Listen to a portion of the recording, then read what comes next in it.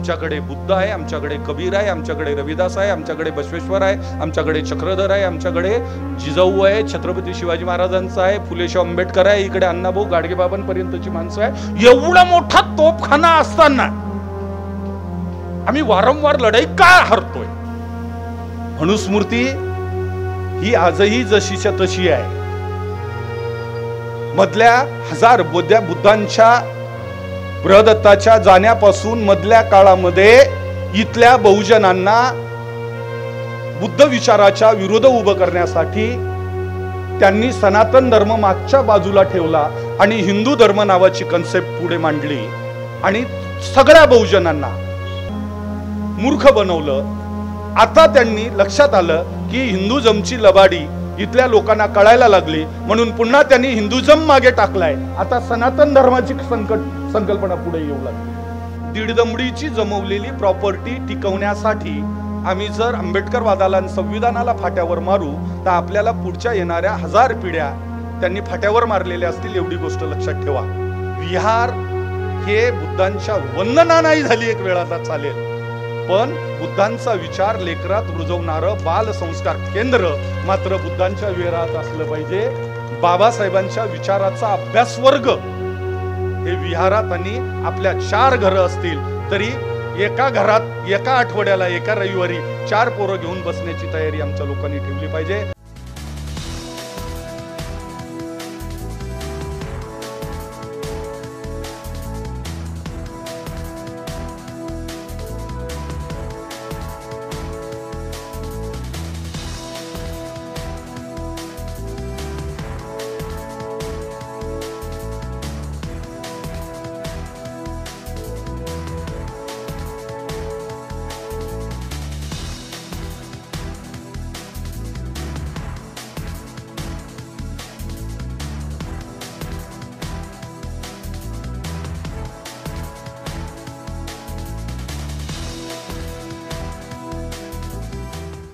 मित्रांनो, बाबासाहेबांनी एक विधान केलेलं आहे.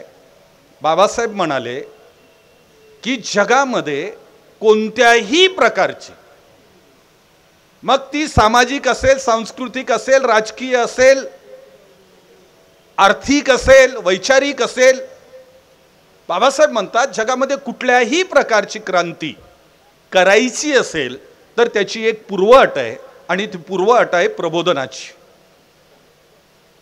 तुम्हाला जी क्रांती करायची आहे त्या क्रांतीच्या संबंधाने जोपर्यंत आम्ही प्रबोधन करू शकत नाही, नीटपर्यंत प्रबोधन लोकांपर्यंत नेत नाही, तोपर्यंत आम्ही क्रांती करू शकत नाही.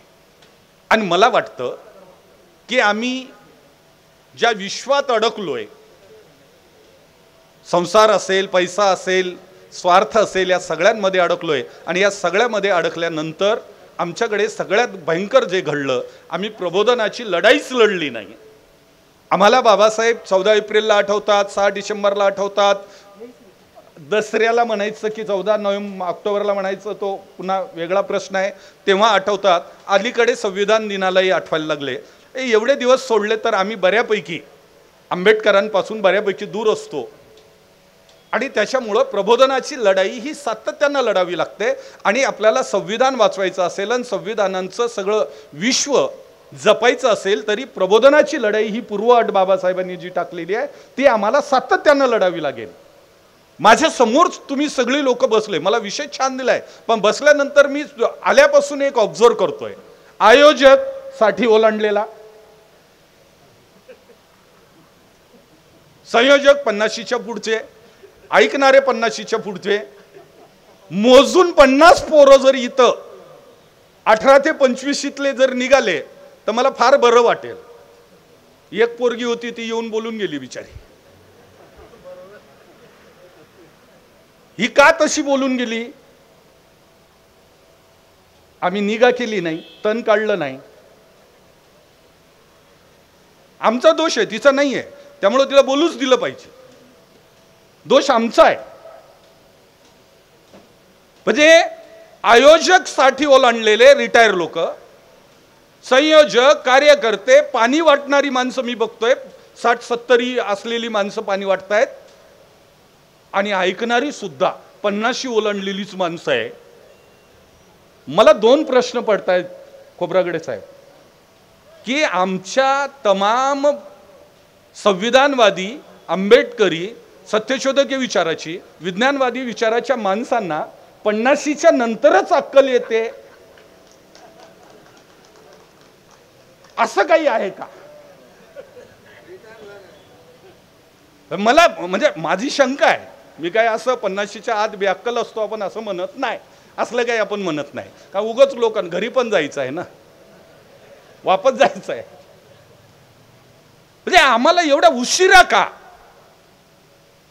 1925ला स्थापन झालेल्या RSS ना बालवर्ग चालून 3-3.5% असलेल्या लोकांनी 2014 मध्ये देश काबीज केला. सगळंच खोटं, सगळंच देशाच्या विघाताचं, सगळंच मानवतेच्या उद्ध्वस्तीकरणाचं तत्वज्ञान घेऊन आणि ते तत्वज्ञान रुजून देश काबीज करणारी माणसं आणि सगळंच उदात्त असून, सगळंच मानवी कल्याणाचं असून, सगळंच मानवाचं जीवन सुंदर करणारं तत्वज्ञान असून आम्ही देश काबीज करू शकलो नाही. आमच्याकडे बुद्ध आहे, आमच्याकडे कबीर आहे, आमच्याकडे रविदास आहे, आमच्याकडे बसवेश्वर आहे, आमच्याकडे चक्रधर आहे, आमच्याकडे जिजाऊ आहे, छत्रपती शिवाजी महाराजांचा आहे, फुले शाहू आंबेडकर आहे, इकडे अण्णाभाऊ गाडगेबाबांपर्यंतची माणसं आहे. एवढा मोठा तोफखाना असताना आम्ही वारंवार लढाई का हरतोय, याच्यावर विचार होण्याची गरज.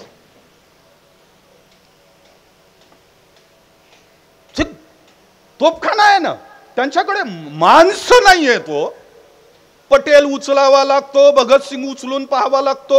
म्हणजे आदर्श सुद्धा आमचे उभे करताना त्यांच्याकडे उभं करायला आदर्श नाहीये. आणि आमच्याकडे आदर्श उभे करायचे, फोटो लावायचे म्हटले की 50 लावावे लागतात, कारण एवढा आमच्याकडे वारसा आहे. आणि त्यानंतर आम्ही अपयशी आहोत.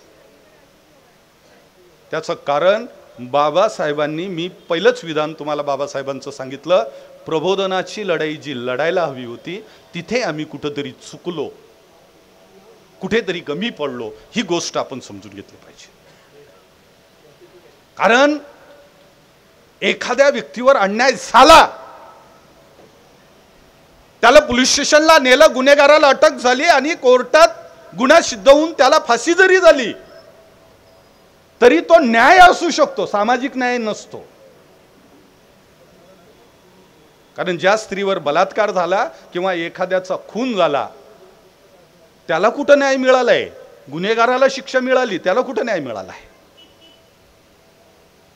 जोपर्यंत बलात्कार स्त्रीला तिची मानवी प्रतिष्ठा पूर्वपदासारखी पूर्णपणे प्राप्त होत नाही तोपर्यंत न्यायच होत नाही, तो अपूर्णच राहतो. त्यामुळे सामाजिक न्याय आणि न्यायाची लढाई ह्या दोन वेगळ्या आहेत. त्या दोन वेगळ्या लढाया आपल्याला वेगळ्या पद्धतीने बघता आल्या पाहिजे, तपासता आल्या पाहिजे. आणि ते जोपर्यंत आपण नीटपणे समजून घेत नाही, म्हणजे खाजगीकरणाचा प्रश्न कधी उपस्थित झाला होता?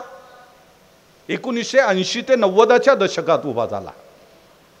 आणि 80च्या 90च्या दशकात तो प्रश्न उभा झाल्यानंतर तुम्ही उत्तम कांबळेंना विचारा, त्यांनी त्या दशकात पुस्तक लिहिलेलं होतं.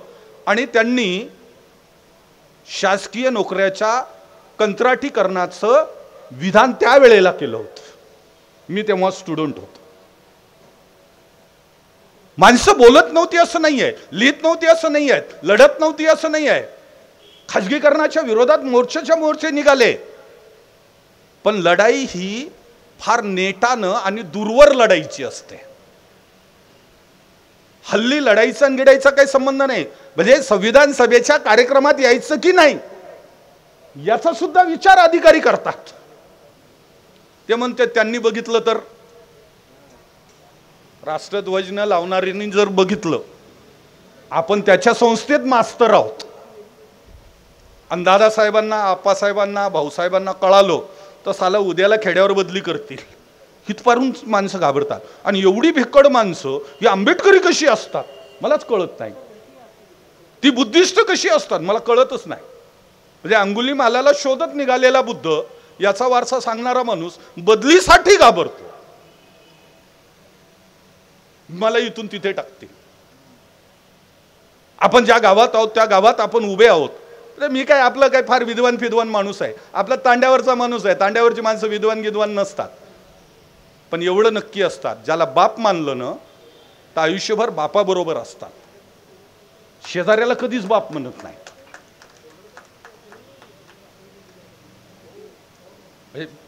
हल्ली बाप बदललीत लोकांची, बाप बदललीत. ते म्हणजे 2014 नंतर अनेक लोकांनी टीसी तपासल्या पाहिजे, त्यांचे रेकॉर्ड तपासले पाहिजे. बापाचं नाव बदललेलं असण्याची शक्यता आहे. व्यवहारात तर बदललीत, पण रेकॉर्डला बदललेलं असण्याची शक्यता आहे. एवढी भयंकर स्थिती आहे देशाची. म्हणजे अलीकडे स्टेजवर उभं राहून म्हणजे मी म्हणालो मोदी सत्तेत आले फारच छान झालं. विवेक जी मैं क्या बोला, मोदी सत्ता में आए मुझे बहुत अच्छा लगा. क्यों लगा भाई, कौन सही अंबेडकरवादी है ये पता तो चला. तो हम इसी भ्रम में जी लेते कि साला ये हमारा ही है और ये हमारे लिए ही काम कर रहा है. काय काही का असे ना वाईट काय टेन्शन घ्यायचं काही कारण नसतं. 700 वर्ष मोगलांनी एकछत्री देशावर राज्य केलं, त्यांचं दुकान टिकलं नाही. 75 वर्ष काँग्रेसने देशावर राज्य केलं, त्यांचं दुकान टिकलं नाही. तर यांचं कुठं टिकणार आहे. उगाच असा गैरसमजात राहायचं काही कारण नाही की उगाच हे पक्केच राहतील. यांच्या बापाचं ताम्रपट घेऊनच आलेले आहेत. परवाला एक नेता बोलता बोलता म्हणाला, कारण एक जण रोज बोलतोय की एवढे दिवस सगळे मागासवर्गीय आमच्याच बापाचं खात होते, आमचंच खात होते, आमचंच खात होते, एवढे दिवस आमचं खाऊन आम्हालाच विरोध करतायत. मला त्यांच्या मागणीला त्यांच्या सगळ्या गोष्टीला माझा काही विरोध फिरोध नाही, काही कारण नाहीये. पण ही मेंटॅलिटी तयार होणं की एक विशिष्ट जात किंवा एक विशिष्ट वर्ग या देशाचा पोशिंदा आहे आणि ही सगळी माणसं फुकट खाणारी आहे. म्हणजे आमच्या मायबापांच्या घरी काय राशनच पाठवत होते का यांचे पिढ्यानं पिढ्या? आम्ही का घराच्या बाहेर कामाला निघतच नव्हतो काय? कुठं चाललेलो आहोत आपण? आमचं खात होते. बरं ते एक बोललं बिचारं, ते म्हणाले काय 7-12 महाराष्ट्राचा तुमच्या नावी करून गेले काय? एवढं बोल, किमान एवढं तरी कोणीतरी बोललं, बरं वाटलं जरा. म्हणजे 7-12 देशाचा यांच्या बापाच्या नावी आहे आणि तो यांच्या नावी उतरलाय म्हातारा गचकल्यानंतर. अशा पद्धतीनं लोक बोलू लागलेले आहेत. आणि हे का बोलू लागलेले आहेत? कारण लढणारी माणसं बॅकफुटवर गेलेली आहेत. बोलणारी माणसं बॅकफुटवर गेलेली आहेत. आणि ही माणसं बॅकफुटवर का गेलेली आहेत? तर ते स्वतःला एवढं असुरक्षित, म्हणजे भारताच्या इतिहासामध्ये एवढा असुरक्षित काळ मोगलांच्या काळात सुद्धा नव्हता. एवढी बोलणाऱ्याला असुरक्षितता वाटते, नोकरी करणाऱ्याला असुरक्षितता वाटते, आंदोलन करणाऱ्याला असुरक्षितता वाटते. एवढा माणूस भेदरलेल्या अवस्थेत भारताच्या इतिहासात कधीच नव्हता. जेव्हा राजेशाही होती, दंडेलशाही होती, तेव्हाही नव्हता. म्हणजे मी मराठवाड्यातला आहे मुळातला, निजामाच्या काळात एवढं नव्हतं असुरक्षितता. तेवढी असुरक्षितता आज माणसाला वाटतीये. ज्यांनी ज्यांनी या पापामध्ये आपलं योगदान दिलं, आपल्या लोकांनी योगदान दिलं नाही असं समजू नका साहेब. आम्ही रामाचे वंशजाव म्हणणारे आमचे नेते पण आहे आणि त्यांचे तुमच्या प्रत्येक गावात कमिटी असलेले कार्यकर्ते पण आहेत. राम आमचाच होता म्हणून म्हणणारे म्हणजे चक्क बाप बदलत आहेत. ही माणसं आहेत. काय आठवो ना आठवो, हे कसं आठवलं? राम आमचा होता ना, आम्ही रामाचेच वंशज आहोत, बाकी तर काही आठवतच नाही. हेच कसं आठवत आहे? म्हणजे खाजगीकरण जेव्हा येत होतं तेव्हा जी माणसं बोलत होती त्या माणसांबरोबर इथली माणसं पाहिजे तशी उभी राहिली नाही. आणि त्याचा परिणाम आज कंत्राटीकरणापर्यंत आलेला आहे. कंत्राटीकरण कशाचं? जगामध्ये एक 10-15 देश आहे की ज्या देशामध्ये कंत्राटीकरणाचा प्रकार आहे. त्यांनी कशाचं कंत्राटीकरण केलेलं आहे माहिती आहे का? त्यांनी आरोग्य सेवांचं कंत्राटीकरण केलंय, त्यांनी संरक्षण सेवांचं, सैनिकाचं कंत्राटीकरण केलेले देश पण आहेत. आणि आपल्याकडे अग्निवीर ही सैनिकाचं कंत्राटीकरणाची प्रक्रिया आहे.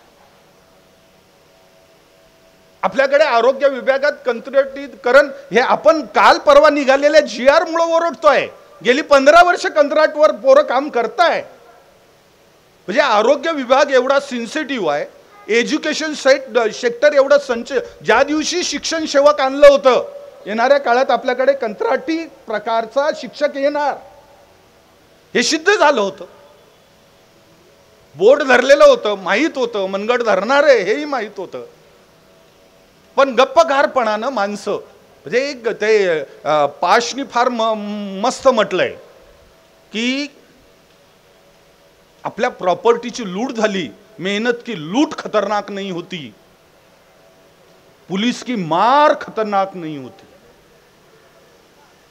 मेहनत की लूट खतरनाक नहीं होती, पुलिस की मार खतरनाक नहीं होती, खतरनाक होता है मुर्दा शांति से भर जाना. मुझसे भी खतरनाक होता है अच्छी किताबों को संदूक में बंद कर देना. हे खतरनाक काय असतं? आपलं कोणी लुटून नेलं हे वाईट आहे, बुरा आहे, खतरनाक नाही आहे. अधिकारासाठी रस्त्यावर उतरलो, पोलिसांनी लाठी हल्ला केला, हे बुरा है, खतरनाक नहीं है. लेकिन सब कुछ हो रहा है और हम शांति से मुर्दे जैसे बैठे हुए हैं, ये मुर्दा शांति खतरनाक होती है क्योंकि तो 1000 पीढ़ी को बर्बाद कर देती है. आज आपण ज्या बर्बादीला सामोरं जातो आहोत, ते जेव्हा जेव्हा हे संकेत मिळाले तेव्हा तेव्हा आपण उभं राहिलो नाही, हे एक वैशिष्ट्य आहे. आपण राष्ट्रीय म्हणजे 1920 ला श्रीरंगन कमिटीचा अहवाल आला आणि जुलै 19 ला आला आणि 20 ला जुलै 20 मध्ये गव्हर्नमेंटनी, म्हणजे किती मजेशीर किस्सा आहे, गव्हर्नमेंटनी मंत्रिमंडळ, किती अर्जंट काम होतं बिचारांना, किती महत्त्वाचं वाटलं ते, तर त्यांनी संसदेत पॉलिसी बदलती आहे, देशातला एज्युकेशन पॉलिसी बदलती आहे आणि संसदेत चर्चा न घडवता मंत्रिमंडळाच्या बैठकीतच मंजुरी देऊन म्हणजे देऊन टाकली आणि ती लागू पण करून टाकली. म्हणजे आम्ही कोणाशी बोलणारच नाही आणि तुम्हालाही बोलू देणार नाही. संविधान रक्षणाची गोष्ट करणाऱ्या लोकांनी, ज्या गव्हर्नमेंटनी देशाची एज्युकेशन पॉलिसी बदलताना संसदेत चर्चा सुद्धा घडू दिली नाही, त्यासाठी इथल्या बहुजनाच्या किती खासदारांनी संसदेमध्ये चर्चेसाठी मागणी केली याचा रेकॉर्ड आपण शोधला पाहिजे.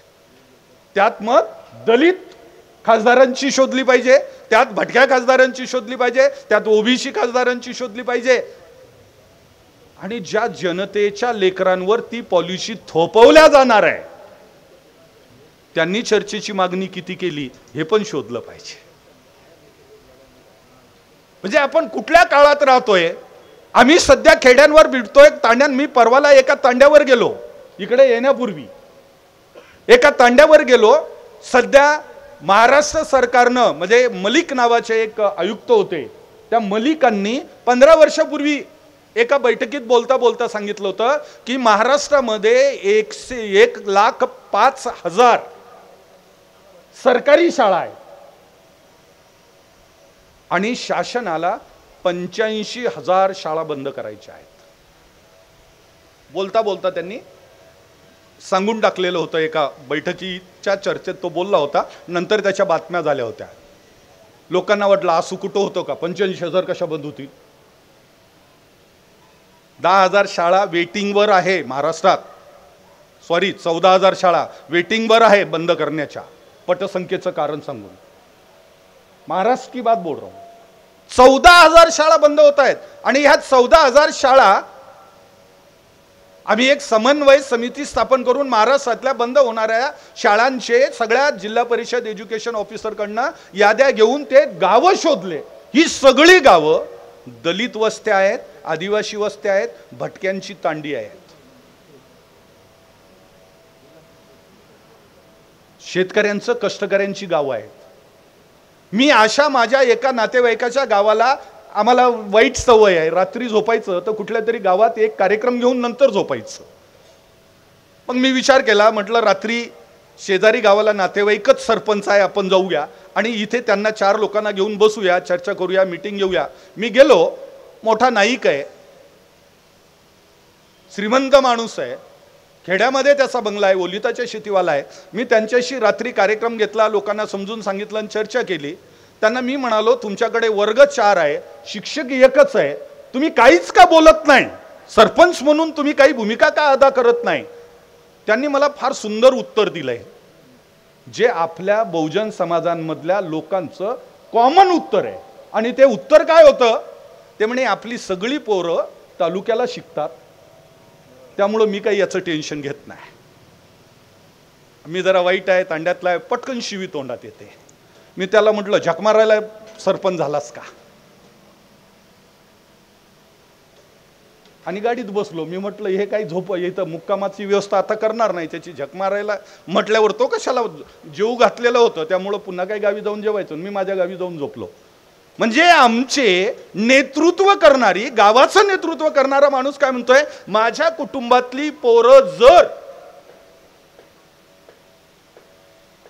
तालुक्याच्या शाळेत कॉन्व्हेंटला शिकतायत, सीबीएसईला शिकतायत, इंटरनॅशनल स्कूलमध्ये शिकतायत, तर मला माझ्या पोरांचा प्रॉब्लेमच नाहीये, मी कशाला टेन्शन घ्यायचं? आणि गावाचा प्रमुख तो आहे. एवढे नालायक गावाचे प्रमुख आपल्या जातींमध्ये, जमातींमध्ये आणि समाजामध्ये जन्माला जर आले, तर आपलं विसर्जन करायला आपल्याला कुठल्याही ब्राह्मणी व्यवस्थेची गरज नाही, ते आपणच करून घेऊ. गोष्ट समजून घ्या. म्हणजे आपली माणसं कधीही जिल्हा परिषदेच्या शाळेच्या क्वालिटीसाठी कोणी आंदोलन, इथे दर्जात्मक एज्युकेशन दिलं पाहिजे याच्यासाठी कोणी आंदोलन केल्याचं मी बघितलेलं नाही.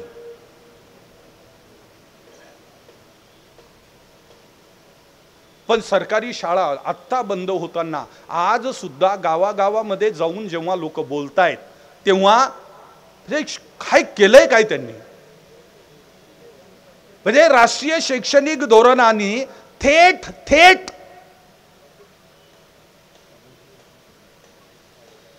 प्रायव्हेटलायझेशनचं थेट समर्थन केलेलं आहे. खुल्लं बाजार केलाय, एज्युकेशनचा बाजार. म्हणजे परदेशातून 100 विद्यापीठ भारतात येण्याला परवानगी देण्याची अधिकृत तरतूद 2019च्या राष्ट्रीय शैक्षणिक धोरणाच्या ड्राफ्टमध्ये केलेली आहे. म्हणजे खोब्रागडे साहेबाचा नातू जाईल तिकडं, मुडे सरांच्या नातूची सोय नाही. ही व्यवस्था कशी आहे? समूह शाळेचा त्यांनी मागणी केलेली आहे. समूह शाळा याचा अर्थ काय म्हटलंय त्यांनी?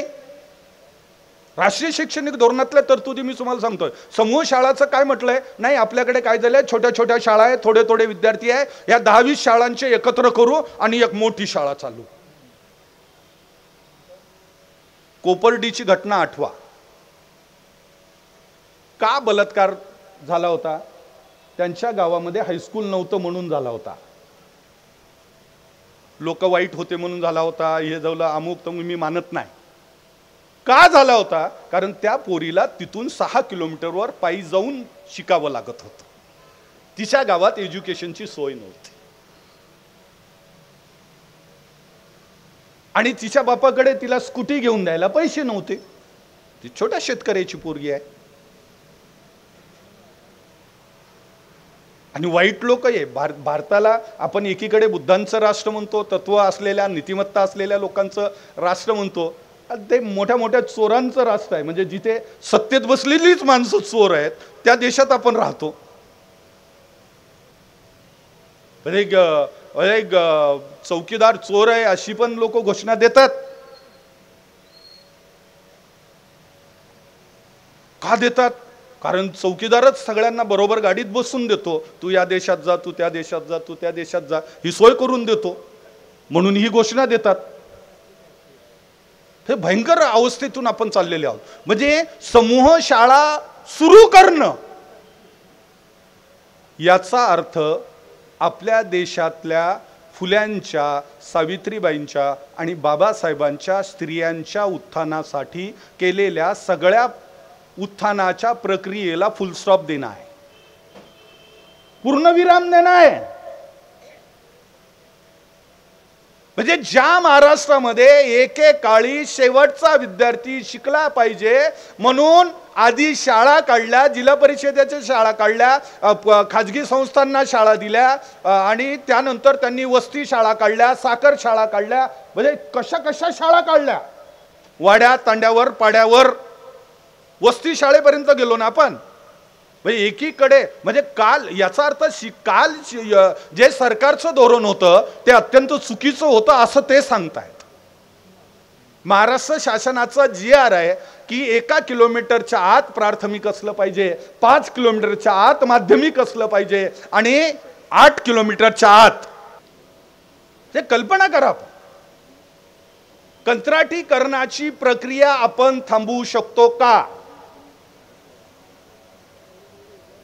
आपल्या उपमुख्यमंत्र्यांनी तुमच्या नागपूरच्या, मी थांबतोय टेन्शन घेऊ नका, उगा म्हणालो आपलं प्रेमाबुठी, कंत्राटीकरणाची GR आम्ही मागे घेतलाय म्हणाले. खोब्रागडे साहेब तुम्ही ती जर पत्रकार परिषद ऐकली असेल, विवेकजी, कंत्राटीकरण का GR निकाला महाराष्ट्र गवर्नमेंट ने और महाराष्ट्र के 1.25 क्विंटल वाले उपमुख्यमंत्री ने पत्रकार परिषद लेके जब लोगों का रेटा बढ़ा, विरोध बढ़ा, तो उन्होंने जाहीर किया हम ये GR वापस ले रहे हैं. किती निर्लज्ज झालेली माणसं आहे कळतंय तुम्हाला? ती मुलाखत युट्यूबवर, त्यांची पत्रकार परिषद युट्यूबवर जाऊन पुन्हा एकदा बघा. ते म्हणाले जनतेचा रोष आणि महाराष्ट्राच्या भल्याचा विचार करून आम्ही कंत्राटीकरणाचा निर्णय मागे घेतो आहोत, तो GR मागे घेतो आहोत. आणि त्याच पत्रकार परिषदेत पुढच्या प्रश्नाला उत्तर देताना ते म्हणाले कंत्राटी कर्मचारी भरती चालू राहील. युट्यूबवर बघा. तुम्ही आंबेडकरी आहात ना, तर बिटवीन द लाईन समजून घ्यायची सवय लावा. डॉक्टर आंबेडकरचं वरचं 2 ओळ्याचं कोटेशन सांगू नका, 2 ओळ्याच्या मधलं काय बाबासाहेबांना सांगायचं होतं ते शोधा. त्याच्याशिवाय ब्राह्मणी व्यवस्था तुम्हाला कळणार नाही. नाहीतर मग मनुस्मृती आहे, आपण आहोत, आपल्यात ऑलरेडी आता 2 वर्ग झालेले आहेत. मी खेड्यावर बोलताना नेहमी म्हणतो, ज्यांची पोरं बाबासाहेबांचं ऐकून शिकायला गेली, नोकरीला लागली, पुढे गेली, थोडंफार बाबासाहेबांनी थोडंफार त्यांनी वाचलं, बुद्धिझमच्या दिशेनं ते निघाली, त्याला बौद्धवाडा म्हणतात. उरलेला हा मारवाडाच आहे आजही, कारण त्यांनी आंबेडकरही स्वीकारला नाही, आंबेडकर वाचलाही नाही आणि बाबासाहेबांच्या तत्वांनी चालला पण नाही. मनुस्मृती ही आजही जशीच्या तशी आहे. मधल्या 1000 बुद्धांच्या बृहदत्ताच्या जाण्यापासून मधल्या काळामध्ये इथल्या बहुजनांना बुद्ध विचाराच्या विरोध उभं करण्यासाठी त्यांनी सनातन धर्म मागच्या बाजूला ठेवला आणि हिंदू धर्म नावाची कन्सेप्ट पुढे मांडली आणि सगळ्या बहुजनांना मूर्ख बनवलं. आता त्यांनी लक्षात आलं की हिंदुझमची लबाडी इथल्या लोकांना कळायला लागली, म्हणून पुन्हा त्यांनी हिंदुझम मागे टाकलाय. आता सनातन धर्माची संकल्पना पुढे येऊ लागली. हे जे होतंय देवाधीन, मनुस्मृतीचा फार सुंदर एक श्लोक आहे की ते म्हणतं देवाधीन जगत, मंत्राधीन दैवत, ते मंत्रो ब्राह्मणाधीन, ब्राह्मणो मम दैवत. हे जग देवाच्या ताब्यात आहे, देव मंत्राच्या ताब्यात आहे, मंत्र ब्राह्मणाच्या ताब्यात आहे आणि म्हणून भूतलावरचे देव ब्राह्मण आहे. कारण तुम्हाला देवाकडे जायचं असेल तर तिथं डोका पटल्याशिवाय जाता येणार नाही, चाबी त्याच्या हातात आहे. पुण्यांदा तीच व्यवस्था यायची असेल, त्याच व्यवस्थेनं आपल्याला जगायचं असेल. प्रश्न हा आहे की आम्ही किती घाबरणार आहोत. मुद्दा हा नाहीये, लोकांना राग नाहीये हा मुद्दा नाहीये, कळत नाहीये हा मुद्दा नाहीये. लोकांना भीती आहे की जर याच्या विरोधात मी उभा राहिलो तर माझं काय होईल, माझा तेलतुंबडे होईल का याची भीती वाटते, माझा वरवराराव होईल का याची भीती वाटते, माझा सुधीर ढवळे होईल का याची भीती वाटते, जे काही असेल, जी लोक असतील, लोकांना भीती वाटते. भगतसिंग म्हणाले की 3 गोष्टीची भीती तुमच्या डोक्यातून गेली तर तुम्ही क्रांतिकारक होता. पहिली मरणाची, दुसरी प्रॉपर्टी लुटल्या जाण्याची, आणि तिसरी भीती जी आहे ती देवाची. तुम्ही देवाला फाट्यावर मारायला, मरणाला फाट्यावर मारायला आणि प्रॉपर्टीला फाट्यावर मारायला तयार झालात तर तुम्ही क्रांतिकारक आहात. आणि आजची दीडदमडीची जमवलेली प्रॉपर्टी टिकवण्यासाठी आम्ही जर आंबेडकरवादाला आणि संविधानाला फाट्यावर मारू तर आपल्याला पुढच्या येणाऱ्या 1000 पिढ्या त्यांनी फाट्यावर मारलेल्या असतील, एवढी गोष्ट लक्षात ठेवा. आपण विचार केला पाहिजे की मला एक गोष्ट फार आवडली की नागपुरामध्ये ही सगळी माणसं, ज्येष्ठ माणसं, जी तरुण माणसं आहेत, 4 पोरं असतील, त्यांना थोडी तरी लाज वाटली पाहिजे, थोडी तरी लाज वाटली पाहिजे. ज्या माणसांना लाज वाटत नाही ना, म्हणजे नालीतून गॅस काढतं आणि पुन्हा हसतं, एवढे निर्लज्ज लोक असू शकतात. म्हणजे लाज सोडली ना तर माणसाला माणूसपणच अस्तित्वात राहत नाही. आम्ही आंबेडकरी आहो याचा अर्थच असा होतो की आम्ही जगातल्या शोषणाच्या संघर्षाला छाती ठोकून उभे आहोत. मी जय भीम घालतो याचा अर्थच हा होतो की मी पुढच्याला सांगतोय की मी आंबेडकरी आहे आणि मी आंबेडकरी असल्यामुळं शोषण व्यवस्थेच्या विरोधात लढणार आहे. तू आहेस का भाऊ? जेव्हा तो प्रत्युत्तर देतो जय भीम म्हणून, नाही मी टू मैं भी वही हूं. नाहीतर मी ग्रामीण भागात फार मजेशीर जातो, जय भीम किती घेतली याच्यावर ठरतं. गावात आम्ही संध्याकाळी जय भीम जयंतीला निघालो व्याख्यानाला की गावाच्या बाहेरच एकदम जय भीम सर, मी समजतो हा 90 वाला आहे. थोडं बिल्लं गेलं की म्हणता जय भीम जय भीम, मी समजतो. 2दा 90 हाणली आणि बाबासाहेबाच्या पुतळ्याच्या ओट्यावरच झोपलेला असतो आणि झोपल्या झोपल्या जय भीम म्हणतो. मी म्हणतोय हा सकाळपासून लागेलाय. ते पिऊन जय भीम करतायत, आम्ही बाबासाहेब विसरून जय भीम करतो आहोत. आम्हाला कोणी कंपल्शन केलेलं नाही की आम्ही आंबेडकरी असावं. रिझर्वेशन तुम्ही बाबासाहेबांना जाहीर विकून टाकणारे रिझर्वेशन घेतायत, त्याच्यामुळे त्याचंही टेन्शन नाही. पण आम्हाला कळू तर द्या कोण खरे आहे आणि कोण खोटे आहे.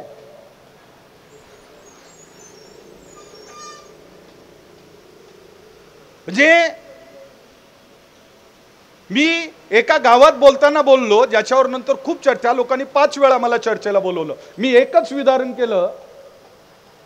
मी विधान काय म्हणालो की तुम्हाला कोणी कंपल्सरी केलेलं नाहीये तुम्ही बुद्धिस्ट असावं.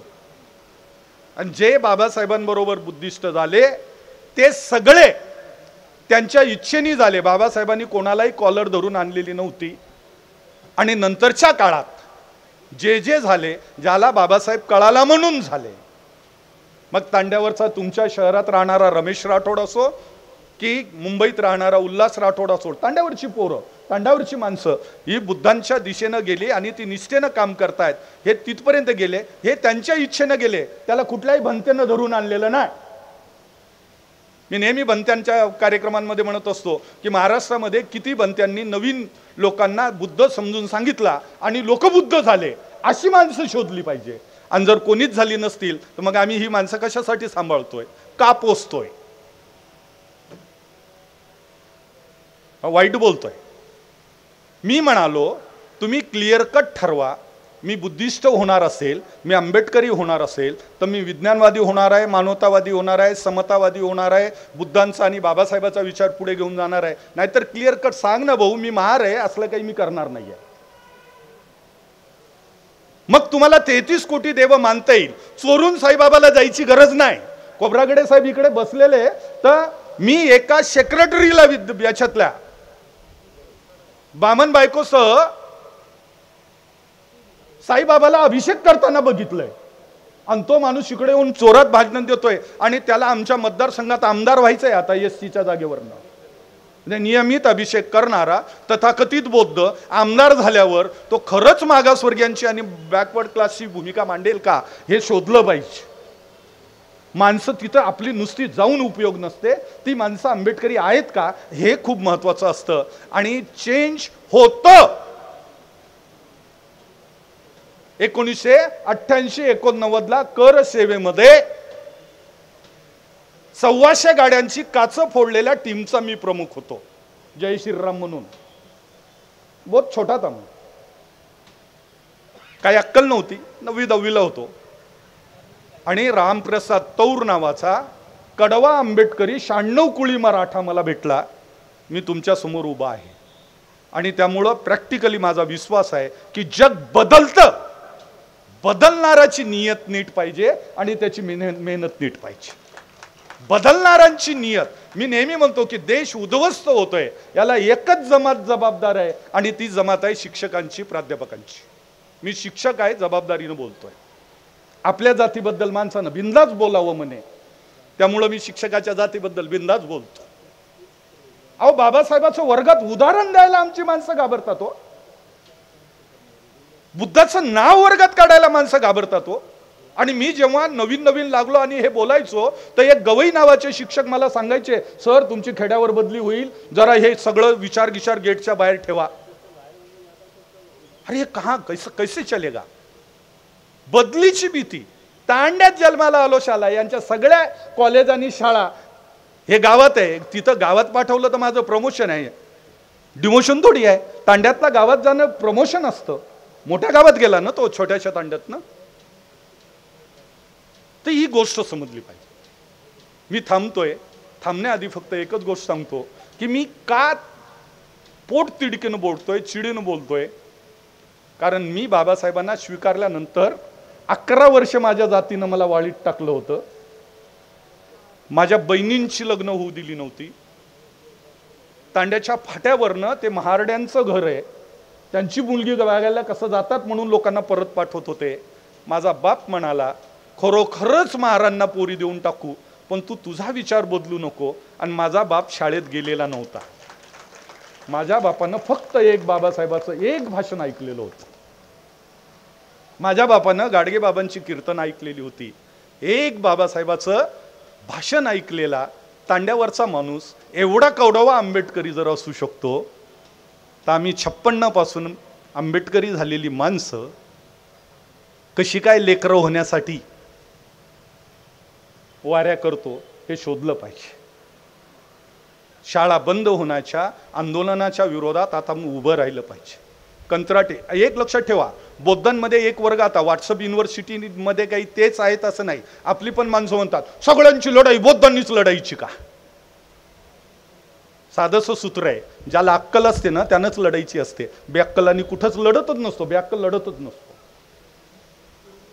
काही लोकांचा जन्म जगाच्या कल्याणासाठी झालेला असतो आणि काही लोकांचा जन्म जगाला वैताग देण्यासाठीच जन्माला आलेली असतात.